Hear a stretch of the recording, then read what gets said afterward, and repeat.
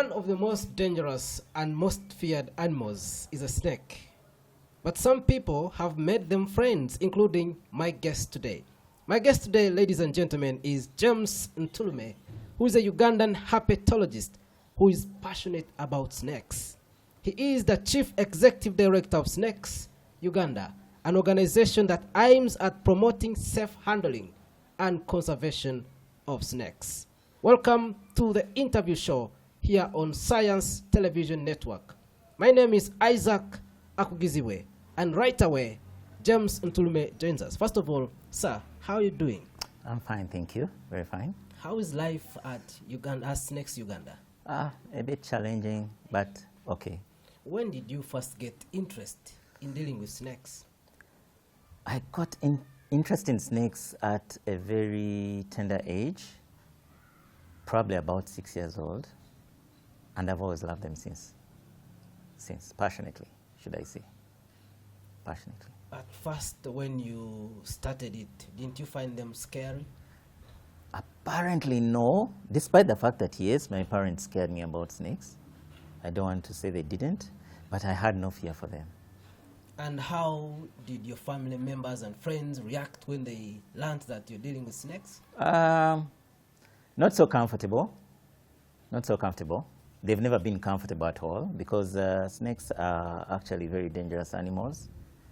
But yes, they are getting used to the fact that that is my passion, that's what I do, that's my life. And what types of snakes exist? There are plenty of snakes. There are plenty of species or types of snakes that we have. In Uganda, we approximate to have about 130 different species of snakes. More are being discovered by the day, and we don't know the number. But in the world, there are thousands and thousands of species. Could you give us some species that are common in Uganda? The most common ones, we have what we call bush snakes, in our local language, which we call nawandagala. They're small, long green snakes that are usually on flowers and shrubs in our compounds. Then some other common ones are what we call the house snakes. 5 different types of house snakes we have in Uganda, which normally, as the name describes, are found around our houses and in our houses. Then we have some dangerous species like the cobras, which most of us have in our gardens in the villages. We have pythons also, we have puff adders, Gabon vipers. These are common that many people see almost every day. Yeah. I was reading one story done about you, and Yes. in that story you claimed that 85% of snakes in Uganda Yes. are actually harmless. Yes. Now, how does someone differentiate between a venomous and a non-venomous snake?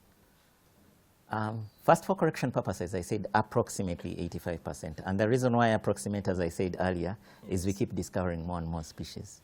You never know the next species we'll find are more venomous.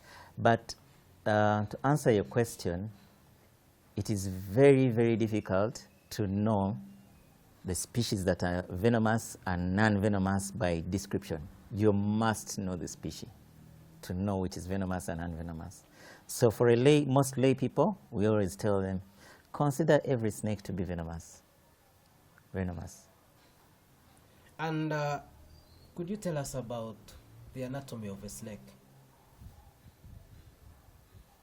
Snakes are like one big pipe, okay? One long pipe. They have lungs on either side of the body. They have ribs on either side of the body, of course, to protect the other organs. The heart is on one side. Generally, snakes, not all of them are the same, but generally that's how God made them. So most of their body organs are elongated on the sides, protected by their ribs. And God created these ribs to be a little more flexible than those of humans, in that they can sometimes stretch out and sometimes compress to protect the organs. Now let's talk life expectancy. How long does a snake live? Every species has its different lifespan, okay? The smallest lifespan we can talk about, for example, are the house snakes, which live an average of about 7 years. But we have cobras that live about 23 years. We have the python, which we say lives longest, which can live up to about 50 years. So each of them has different, lifespan. Some, depending on whether they're in captivity or left alone where there's a lot of food, can live longer than what their counterparts or cousins can, but usually the average is around that. Now, what do these animals called snakes feed on? Snakes can feed on different kinds of food, should I say. There are those that feed on small animals like eggs of ants, only and specifically eggs of ants. There are those that most feed on frogs, rodents like rats, small mammals, and so on. But the big animals like pythons, they can feed on anything big, from humans to dogs to antelopes, goats.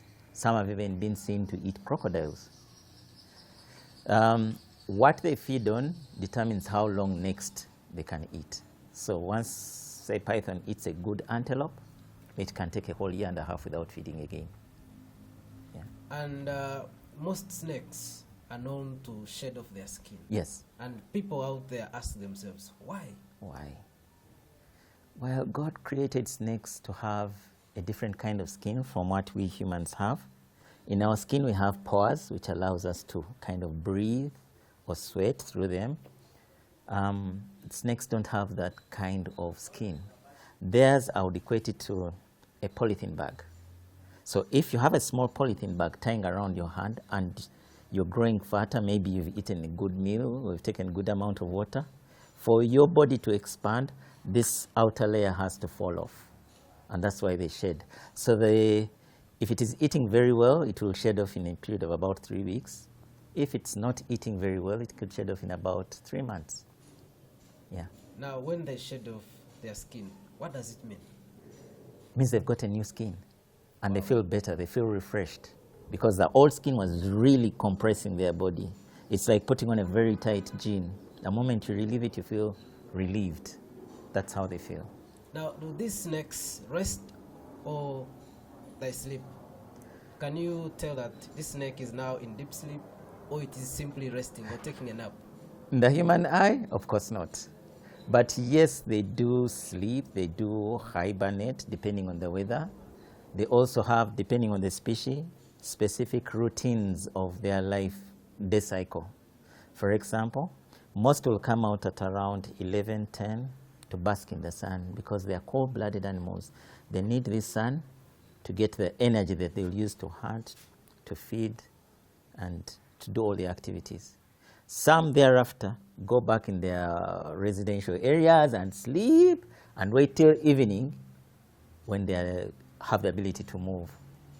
They're nocturnal. Others move during the day and rest during the nights. Okay. Yeah. Now, how can someone go about a confrontation from a snake? That's the most challenging and best question you've asked me today. One of the things that we misunderstand about snakes is that we believe snakes want to bite us. Yet the actual truth is that snakes do whatever they can to avoid us. Usually, before you see a snake, the snake has felt you or heard you and tried its best to disappear away from you as a human. However, if it has nowhere to hide, that's where the confrontation comes in. So the best advice I would give to humans is, once you see a snake, please give it space. Give it space. Whether it's in your room, give it some space. That alone will help the snake to calm down and look for a way to run away from you. But if you fail, and like most Africans want to do, get a stick and try to kill it, that's when it goes out of its way to defend itself and sometimes strikes you and kills you. So the best advice, as I'm saying, is usually give that snake space. There are specialists in this country who are trained, whose job it is to come to your home, to your village, and remove that snake for you and take it to a better place. Now, after that confrontation, just in case it happened and it bites you, how do you go about that accident? Now, another good, interesting question. In the past, we have been tying tourniquets. And tourniquets, let's say you're bitten on the hand, somebody ties a rope or a string very hard so that they kind of stop the venom from going. Scientifically, we've moved on from that. We use different methods of first aid for different species of snakes. And it requires some sort of education for you to learn which one is which. However, if you have no knowledge about all that, it's always best to keep your patient or yourself as calm as possible and get to the nearest hospital and call us. Why would I say calm as possible? Because if you remain calm, your breathing will try to remain calm, meaning the venom will move slower into your body and the effects will come slowly. If you panic, like normally the instinct would be, the venom will move faster, react on your body faster, and be able to kill you fast.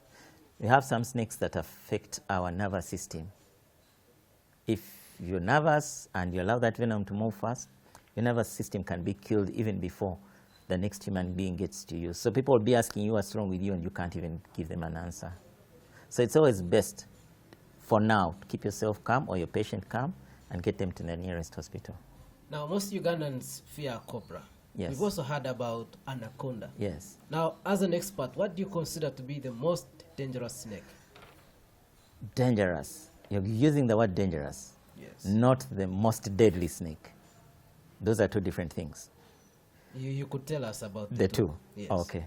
By the most dangerous snake, I would mean if it bites you, chances are very, very high that you'll die quickly. Those are the most dangerous snakes.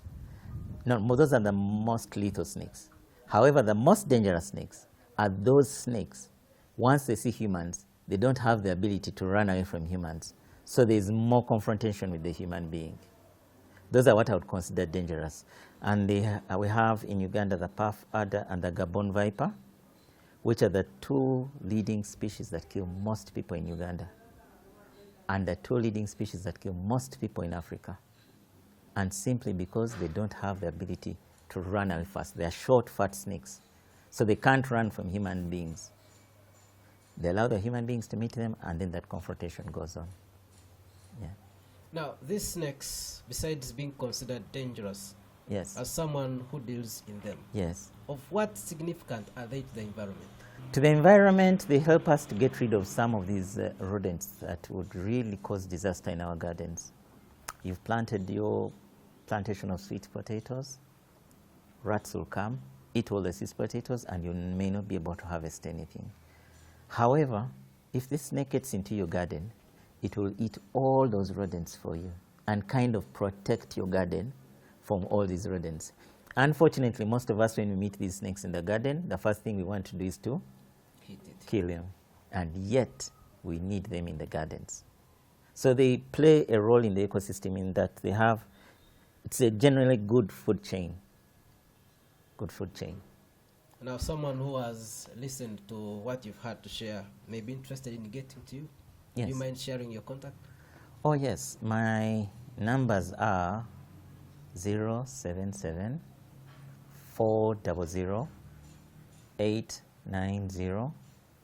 That's my WhatsApp number also. Then 070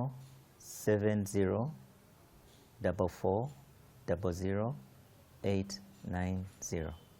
Now, our last question. Yes. There are individuals or people who eat snakes. Yes. Is that harmful? And how harmful is it? Let me first start with the legal side. Eating of snakes is illegal in this country. Okay? But to answer your question, I would consider it harmful to eat snakes. Because like most wild animals, these wild animals come with all sorts of diseases, which some we've discovered, like MERS, like Ebola, like SARS, and so on. Others we've never discovered.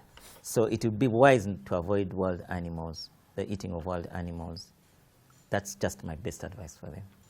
As someone who deals with snakes, Yes. have you encountered a surprise engagement with a snake? Let's say you are sleeping, you wake up, you find it by your side. Yes. And how was that reaction? Yes. Because of my passion for snakes, of course it happens. It happens a lot because we sometimes move in bushes and you find a snake where you don't expect it to be. It happens. It's like seeing something you love. Just give it space, or become around it, you'll have no problem. Now, as we end, do you have any special words for the viewers of Science Television Network? Viewers of Science Television Network, I know we've been told for years and decades that snakes are dangerous. My passionate appeal to you is do not kill these animals. These animals have lots of benefits to humans and to the ecosystem, lots of them. Some we've never mentioned. We have the best medicines made out of snake venom. We have the best cosmetics made out of snake venom. Let's conserve them. Let's conserve them. They possess gold in them. Thank you so much for talking to STN.